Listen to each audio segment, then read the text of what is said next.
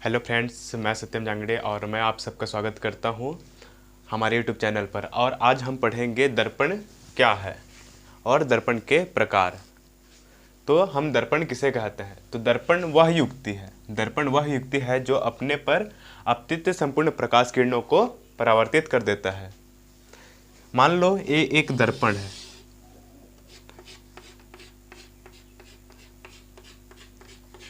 ये एक दर्पण है, तो ये अपने पर संपूर्ण यहाँ से आने वाले प्रकाश किरणें, पूरे सभी जगह से आने वाले प्रकाश किरणों को ये परावर्तित कर देता है। इसे हम दर्पण कहते हैं। तो दर्पण क्या है? तो दर्पण वह युक्ति है जो अपने पर पड़ने वाली संपूर्ण प्रकाश किरणों को परावर्तित कर देती है, उसे हम दर्पण कहते हैं। दूसरा हम देखेंगे दर्पण के प्रकार।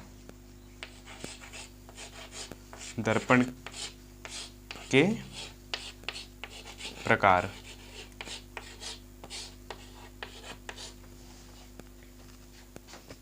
तो अब आगे हम देखेंगे दर्पण के प्रकार। तो दर्पण के मुख्यतः 3 प्रकार होते हैं। पहला होता है समतल दर्पण,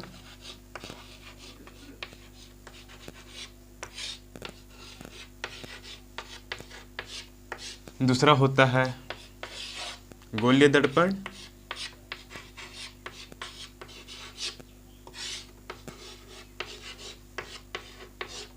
और जो तीसरा होता है वो परवलयाकार दर्पण। परवलयाकार दर्पण। तो दर्पण के 3 प्रकार होते हैं। पहला होता है समतल दर्पण, दूसरा गोलीय दर्पण और तीसरा परवलयाकार दर्पण।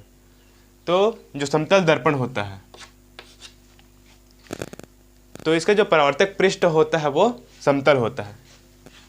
समतल दर्पण का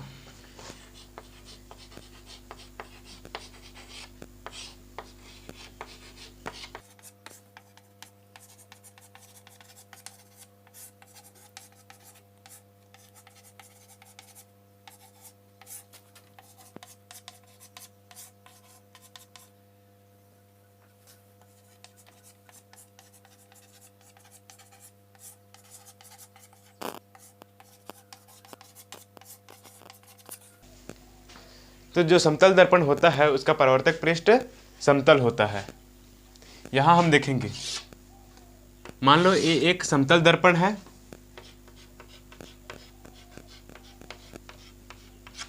समतल दर्पण है तो इसका जो परावर्तक पृष्ठ है ये समतल है। ये परावर्तक पृष्ठ है ये समतल, तो इसे हम समतल दर्पण कहेंगे। और इसका जो दूसरा है गोलीय दर्पण। तो गोलीय दर्पण के 2 भाग होते हैं। पहला होता है इसमें पहला उत्तल दर्पण और दूसरा होता है अवतल दर्पण। गोलीय दर्पण का दूसरा भाग होता है वो अवतल दर्पण। तो उत्तल दर्पण किसे कहते हैं और अवतल दर्पण किसे कहते हैं, इसे हम देखते हैं अब। तो अब हम आगे देखेंगे गोलीय दर्पण। दर्पण का प्रकार में दूसरा है गोलीय दर्पण। तो गोलीय दर्पण किसे कहते हैं? तो दर्पण का जब परावर्तक पृष्ठ गोलीय होता है, उसे हम गोलीय दर्पण कहते हैं। और जो गोलीय दर्पण होता है इसे मुख्यतः 2 भागों में बांटा गया है। पहला होता है उत्तल दर्पण और जो दूसरा होता है अवतल दर्पण।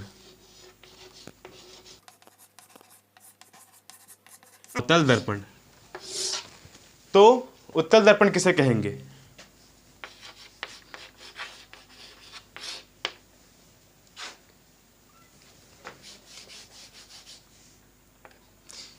दो भागों में बांटा गया है। 2 प्रकार होते हैं इसके, 2 प्रकार। पहला होता है उत्तल दर्पण, दूसरा अवतल दर्पण। तो उत्तल दर्पण किसे कहते हैं? तो जब परावर्तक पृष्ठ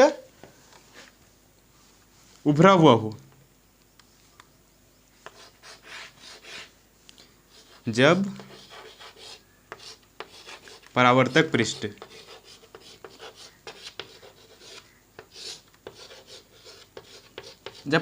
पृष्ठ उभरा हुआ हो, जब परावर्तक पृष्ठ उभरा हुआ हो, इस प्रकार से ये जो परावर्तक पृष्ठ है ये परावर्तक पृष्ठ है, परावर्तक पृष्ठ, और जो अंदर है ये इसका अपारदर्शी है, अपारदर्शी मतलब इस यहाँ पॉलिश किया गया है। और जो दूसरा होता है अवतल दर्पण, तो अवतल दर्पण, तो इसका परावर्तक पृष्ठ क्या होगा, जब उत्तल दर्पण का परावर्तक पृष्ठ उभरा हुआ है तो अवतल दर्पण का परावर्तक पृष्ठ दबा हुआ होगा, परावर्तक पृष्ठ दबा हुआ। इस प्रकार से चित्र में हम देख सकते हैं। तो इसका जो परावर्तक पृष्ठ है ये, इसमें का ये परावर्तक पृष्ठ होगा, परावर्तक पृष्ठ। तो जो परावर्तक पृष्ठ है अवतल दर्पण में वो दबा हुआ है और उत्तल दर्पण में उभरा हुआ है। तो गोलीय दर्पण के जो दो प्रकार हैं उसमें पहला है उत्तल दर्पण, दूसरा अवतल दर्पण। और जो अवतल दर्पण है उसका जो परावर्तक पृष्ठ है वो दबा हुआ है और जो उत्तल दर्पण है उसका परावर्तक पृष्ठ है वो उभरा हुआ है। अब हम तीसरा देखेंगे परवलयकार दर्पण। तो परवलयकार दर्पण किसे कहेंगे हम, तो जो दर्पण, जिस दर्पण का परावर्तक पृष्ठ परवलयकार होते हैं उसे हम परवलयकार दर्पण कहते हैं। इस प्रकार से इसकी संरचना होगी।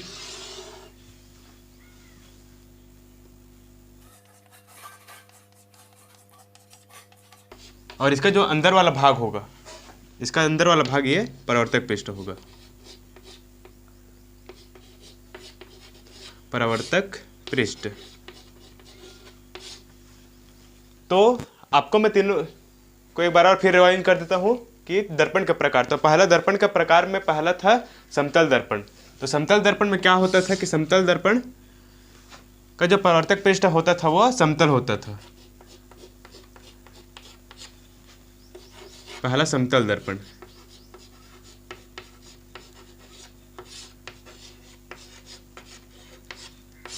इसमें दूसरा हमारा गोलीय दर्पण,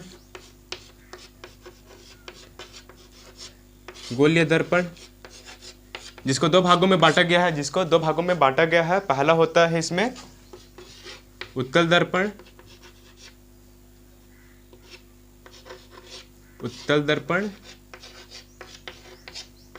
और दूसरा है अवतल दर्पण, तो जो अवतल दर्पण होता है उसका जो परावर्तक पृष्ठ होता है वो दबा हुआ होता है और जो उत्तल दर्पण होता है उसका परावर्तक पृष्ठ होता है वो उभरा हुआ होता है। और इसमें का दर्पण के प्रकार में तीसरा है परवलयकार दर्पण। तो परवलयकार दर्पण का जो संरचना होता है वो परवलयकार के आकार का होता है, उसे हम परवलयकार दर्पण कहते हैं। तो आज के क्लास में बस इतना ही। धन्यवाद।